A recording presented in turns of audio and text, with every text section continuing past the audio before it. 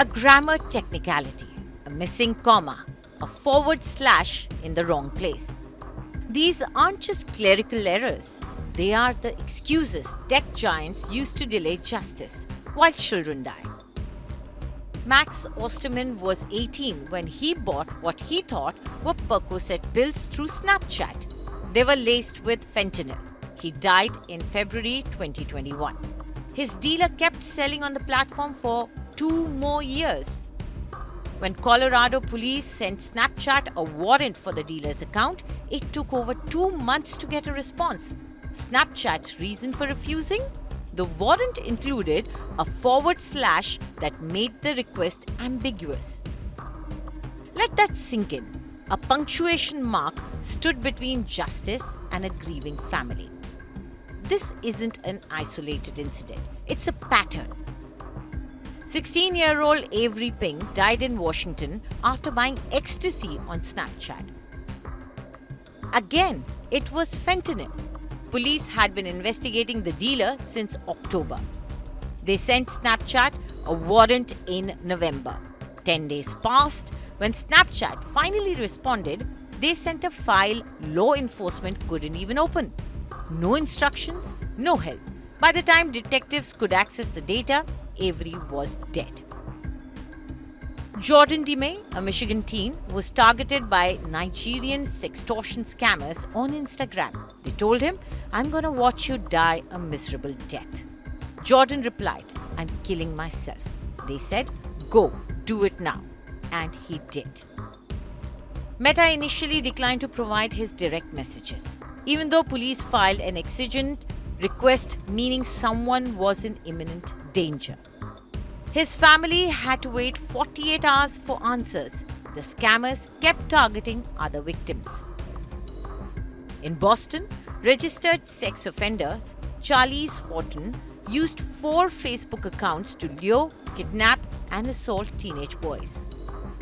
Detectives subpoenaed Meta for all 4 accounts. Meta refused 2 of them. No explanation. That decision likely meant more victims went undiscovered. And it's not just child exploitation and drug deaths.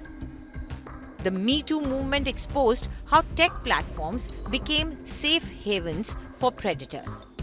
Survivors trying to hold powerful men accountable found their evidence locked behind the same corporate walls. Direct messages proving harassment, photos documenting abuse, video evidence of assault, all trapped in Meta's servers, Snapchat's databases, while companies played legal games over commas and dashes. Harvey Weinstein, Jeffrey Epstein, R. Kelly. How many of their victims tried to access digital evidence only to hit a corporate brick wall? How many investigations stalled because Instagram wouldn't comply? Because Facebook dragged its feet?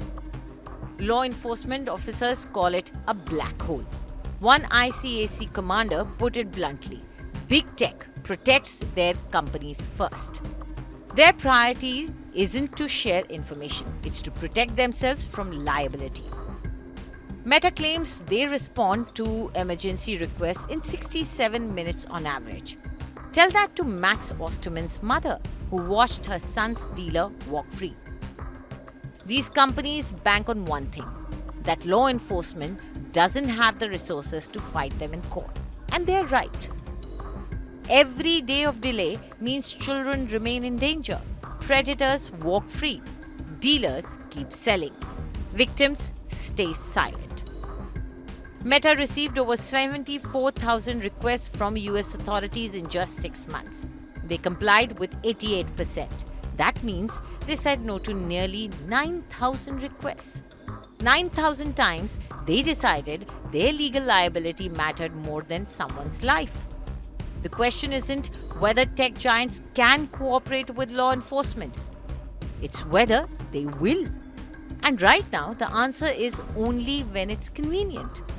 With Debangna Datta, Bureau Report, India Today Global.